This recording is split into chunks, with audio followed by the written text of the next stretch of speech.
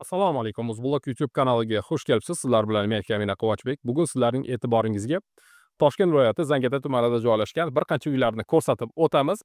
Juda ko'pchilik mana bahor fasli keldi, qishdan chiqib oldik, xudo xolasa, ixchamgina, narxi arzon bo'lgan, 100% bitkazilgan xonadonlar so'raydi. Bizda hozir $39.500 dan boshlab $52.000 gacha xonadonlarimiz bor. To'g'ridan to'g'ri uy egalaridan mana shu xonadonlarda savdolashib, sotib olishingiz mumkin. Xonadonga gaz, svet, suv o'tkazib qo'yilgan. Mahallaga kirib kelaverishimiz, mana yo'llar asfalt qilib qo'yilgan. Juda ham go'zal qilib, mana fasad tomonlari bitkazib qo'yilgan. Mana bu hozir sizga 100% bitgan xonadonni ko'rsatamiz. Uning yonida xuddi shunday xonadonni zerkanli holatdagisi bor. Bu $42.000 ga taklif qilinmoqda va undan tashqari mana bu joydan o'tadigan bo'lsak, $39.500 ga ham xonadonimiz bor.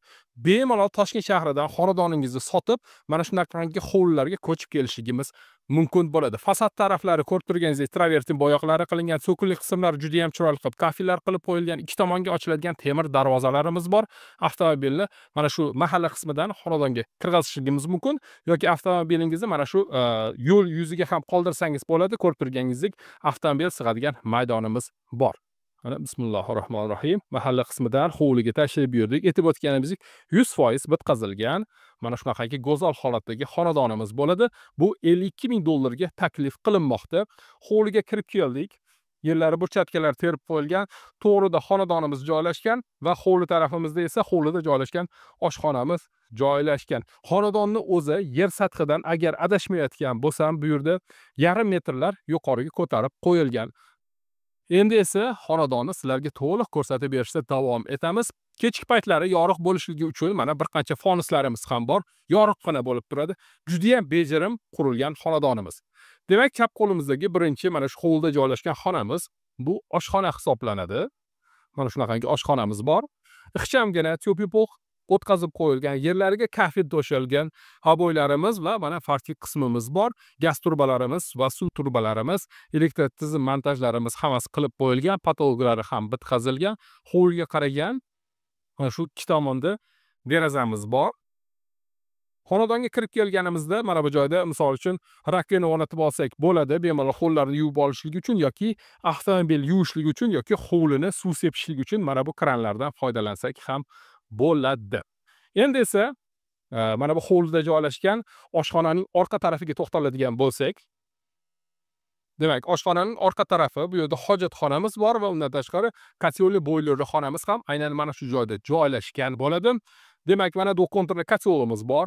700 litrli mana yo'mkislarimiz o'rnatib qo'yilgan, motorchiklari bilan hamma narsasi joy-joyida va mana bunaqangi Atlantik nomli do'kontirli kotel xonadondagi issiq suv tizimini boshqarib, ta'minlab turadi. Shundoqqina $52.000 to'laysiz va mana shu xonadonga ko'chib kelib yashasangiz bo'ladi. Endi esa hovli maydonidan xonadonga tashrif buyurishimiz mumkin. Ikki tomonga ochiladigan alyumin profilli eshiklarimiz o'rnatib qo'yilgan, barcha mebellaringizni sig'dirishlik oson bo'ladi. Mana bismillahirrohmanirrohim. Biz hozir hovli qismidan xonadonning ichkarisiga tashrif buyurdik. Yoriqxona bo'lib turibdi. Hamma xonalarda to'p-to'piq tizimlari o'rnatib qo'yilgan va 100% bitkazilgan holatida. Patologlarga e'tibor bering. Patologlar baland olingan, finishni bitkazilgan holatida bu yerda 320 larni tashkil qiladi va tochni svetilliklar o'rnatilgan. O'rtada esa qandir o'rnatishlar uchun plafonlar qoldirib ketilgan. Mana bu esa televizorning zona hisoblanadi. Televizorni bu joyga o'rnatsak bo'ladi. Juda ham dekorativni, go'zal qilib qo'yilgan.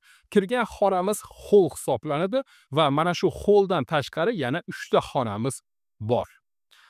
Chistishni radiatordan ham foydalansak bo'ladi, lekin hamma xonada aytib o'tganimizdek tubli pol tizimlari o'tkazib qo'yilgan. Kirganimizdan so'ng mana shu holdan bitta bolalar yotoqxonasiga o'tishimiz mumkin. Undan so'ng bu tarafga o'tadigan bo'lsak, to'g'rida yana bir kattalar yotoqxonasi mavjud. Bu tarafimizda esa xonadonning mehmonxonasi joylashgan. Bu tarafimizda esa xonadonni yuvinadigan sanuzel xonasi joylashgan. Mana shunaqangi yuvinadigan sanuzel xona dush holatiga keltirib qo'yilgan, to'pli pol tizimlari o'rnatilgan va juda ham go'zal did bilan qilingan kafillarimiz devorda mavjud. Gap bo'lishligi mumkin emas. Va uning yuqorisida kladovkamiz ham bor. Kirganimizdan so'ng mana bu o'ng qo'limizdagi bolalar yotoqxonasini bir ko'rsatib o'taylik. Mana shunaqangi bolalar yotoqxonasi bor ekan. Hovliga qaragan derazalari bor va derazalar ostida radiatorlar bor. Undan tashqari cho'pli poldan ham foydalansak bo'ladi aytib o'tganimizdan. Va mana bunaqangi MDF turdagi eshiklarimiz ham o'rnatib qo'yilgan.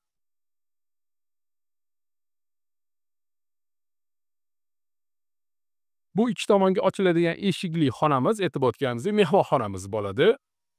Patologlar baland olingan, ko'rib turganingizdek. Patologlar shu darajada baland olinganki, kadrga sig'dirishlik uchun videokamerani yuqoriga ham ko'tarmoqdaman. Atroflari to'chin svetilliklar qilingan, o'rtada qandil o'rnatishingiz mumkin. Televizor o'rnatishingiz uchun devorda mana antenna va rozetka simlari chiqarib qo'yilgan. Mana bu joyimizda esa konditsionerni o'rnatishligimiz mumkin. Havo yaxshi aylanib turishligi uchun tuynuklarimiz ham bor va undan tashqari mana bu orqa hovlichaga chiqishlikning imkoniyati bor. Ochib qo'yadigan bo'lsak, bu eshik ham deraza vazifasini mana shu xona uchun bajarib beradi. Orqa hovliga to'xtaladigan bo'lsak, uzunasi 4 metrlarni tashkil qiladi. Eni esa 1 metrlarni tashkil qiladi. Qaxil qilib qo'yilgan yomg'ir, qor suvlari bu yerda to'planib qolmaydi. Trap orqali kanalizatsiyaga chiqib ketadi. Bu yerda ham mana kechki paytlar yorug' bo'lish uchun fonuslarimiz bor. Havoni yaxshi aylanib turishligini ta'minlaydi orqa hovlimiz. Endi esa bu tarafimizdagi xonamiz bu kattalar yotoqxonasi hisoblanadi. Bolalar yotoqxonasiga nisbatan kattaroq olingan.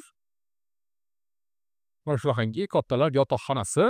Atroflarida to'chni svetilliklarimiz bor. O'rtada esa qanzilni o'rnatishligimiz mumkin. Bu tarafimizda esa televizorni o'rnatib qo'yamiz. Televizor o'rnatishlik uchun sharoitimiz bor.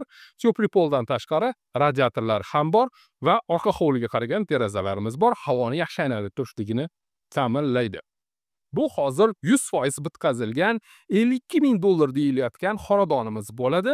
Bu xonadonda holdan tashqari 3 ta xonamiz va alohida oshxonamiz bor. 100% bitkazilgan xonadonimizni ko'rgan bo'lsak, xuddi shuni zerkalli xonasi ham bor bu yerda. Bu xonadon mana shu qorasuvoq holatiga keltirilgan, xonalarga bo'lib qo'yilgan, cho'pli pol tizimlari o'tkazib qo'yilgan. Xuddi shu 100% bitkazilgan xonadonni aytib o'tganimizdek zerkallisi, ya'ni hovlida joylashgan bu yerda oshxonamiz, uning yonida sanuzel xonamiz, yashil maydonimiz va mana bu joydan xonadonga tashrif buyurishimiz mumkin. Mana shunaqangi bu hozir hol qismimiz, bolalar yotoqxonasi, to'g'rida kattalar yotoqxonasi, uning yonida esa zal qismimiz bor va orqa hovlimiz bor. Va mana patologlar balangina olingan. Endi esa bu tarafiga o'tamiz. Bu yerda ham aslida 3 ta xonadonimiz bor. Hozir sizlarga bittasini ko'rsatib o'taman. $39,500 ga mana shu holatida topshiriladi. Agar xohlaydigan bo'lsangiz 100% ta'mirlab ham berilar ekan. Xonadonga kirib kelishda temir eshiklarimiz bor. Mana bismillahirrohmanirrohim. Mahallada mana xonadonga tashrif buyurdik. Kirganimizdan so'ng o'ng qo'limizda hovlida joylashgan oshxonamiz, uning orqa tarafida hovlidagi hojatxonamiz va bu yerda katoli boylerni xonamizni joylashtirishligimiz mumkin. Где-то yarim metrlar yuqoriga xonadonni o'zi yer sathidan ko'tarib qo'yilgan yashil maydonimiz bor. Ikki tomonga ochiladigan bu yerda ham eshiklar o'rnatib qo'yilgan, derazalar o'rnatib qo'yilgan. Devorlarimiz mana suvog'idan chiqqan. Ko'rib turganingizdek, elektromontaj, suv, cho'pli pol, gaz hammasi mana shu xonadonda o'zi o'tkazib qo'yilgan. Mana nalivnoy pollarigacha hamma narsa qilib qo'yilgan. Ko'rib turganingizdek, 85% bitkazilgan xonadonimiz. Kirganimizdan so'ng uy egalari aytayaptiki, agar menga xona ko'proq kerak deydigan bo'lsangiz, kirganingizdan so'ng mana shu joydan bitta devor tortasiz, yana bitta xonaga aylanadi. Ko'rib turganingizdek, bu tarafimizda bolalar yotoqxonasi, bu hozir hol, buni ham bitta xonaga aylantirsak bo'ladi. Ikkinchi xonamiz. To'g'riga o'tadigan bo'lsak, bitta kattalar yotoqxonasi, orqa hovlichaga qaragan derazalarimiz bor. Bu esa zal qismimiz. Va zal orqali orqa hovlisiga chiqishimiz mumkin. Patologlar balangina va xonadonning umumiy sanuzel xonasi. Bu esa umumiy sanuzel xonasi. Sanuzel xonani yuqorisi mana kladovka va tomga chiqishlikning imkoni bor u tarafida. Bu $39,500 ga taklif qilinayotgan xonadonimiz bo'ladi. Orientirlarga yana bir bor to'xtalib o'tamiz. Toshkent shahri Zangata tumani Nazarbek, Turkiston nomli mahallaning arkasidan kirganimizdan so'ng Uchinchi chap qo'ldagi mana shu Turkistonga chuqur kirib ketmaysiz. Harkadan kirganimizdan so'ng uchinchi chap qo'ldagi mahallaga 400 metr kiramiz. Asfalt ko'chalar qilib qo'yilgan, gaz, svet, suv o'tkazib qo'yilgan, elektr tizimlari montaj qilib qo'yilgan, 85% bitkazilgan xonadonimiz ham bor, 100% bitkazilgan xonadonimiz ham bor. To'g'ridan to'g'ri uy egalariga bog'lanib, mana shu xonadonlardan birini sotib olishingiz mumkin bo'ladi. Sizlar bilan Uzblok YouTube kanali va Kamina Quvonchbek bo'ldi. Keyingi videoroliklarda ko'rishguncha xayr, sog' bo'ling.